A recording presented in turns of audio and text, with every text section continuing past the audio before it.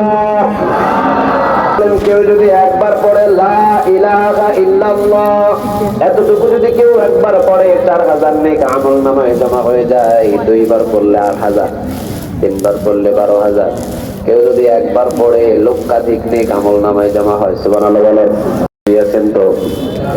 কেউ যদি একবার পড়ে আল্লাহু আকবার, সবাই বলেন আরেকটু জোরে বলেন।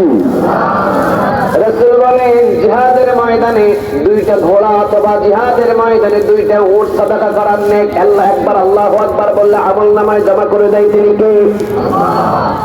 তাহলে আল্লাহু আকবার বলতে কোনো অসুবিধা? আরো জোরে বলেন। আপনি বলতে লস নাই, 24 ঘন্টা খালি আমল নামায় নেক লেখা হয়। সুবহানাল্লাহ বলবেন না? এটাই তো লাভ, এটাই তো লাভ। ওই যে দোকানে যদি বসে থাকতেন, ওই রাস্তায় যদি দাঁড়িয়ে থাকতেন, একটা নেক আমল নামায় জমা হতো না। কোরআনের মাহফিলে বসেছেন, রাসূল বলেন 500 রাকাত কবুল হওয়া নফল নামাজের নেক প্রত্যেকটা বান্দার আমল নামায় জমা করে দেয়। দ্বিতীয় নম্বর, একটা আয়াত থেকে যদি কোনো গবেষণামূলক আলোচনা শুনে 60 বছর নফল ইবাদতের নেক তার আমল নামায় জমা করে দেয়। প্রত্যেকবার সুবহানাল্লাহ নেক জমা কর, প্রত্যেকবার আলহামদুলিল্লাহ নেক জমা কর। দোকান পটে বসে থেকে কোনো লাভ আছে? কিছু পাতি আছে, বিরিয়ানির প্যাকেট। আমার কাছে দোকান বড় হতে পারে, আরো ধরে বলেন দোকান বড় হতে পারে।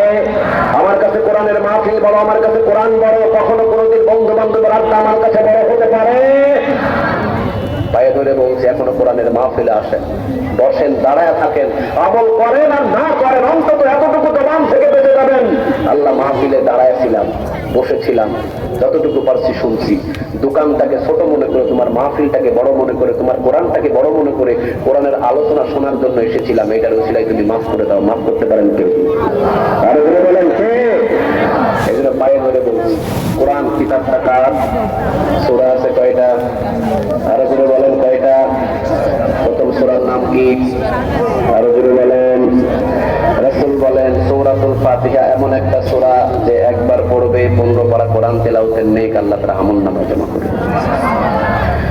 রাসূল বললেন কেউ যদি 2 বার পড়ে, জুড়ে বলেন কয়বার? আরো জুড়ে বলতে হবে কয়বার?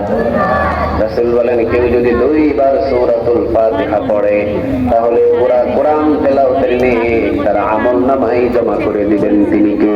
বললেন সূরাতুল ফাতিহা হলো এমন একটা সূরা, সূরাতুল ফাতিহাতে যা আছে 30 পারা কোরআনের ভিতরে তা আছে। সুবহানাল্লাহ। বাড়িতে গিয়ে বললেন, দেখেন সূরাতুল ফাতিহার ভিতরে যা আছে 30 পারা কোরআনের ভিতরে তা আছে। রাসূল বললেন 30 পারা কোরআনে যা আছে সূরাতুল ফাতিহার ভিতরে তা আছে, সূরাতুল ফাতিহার ভিতরে তা আছে, যা বিসমিল্লাহর ভিতরে তা আছে।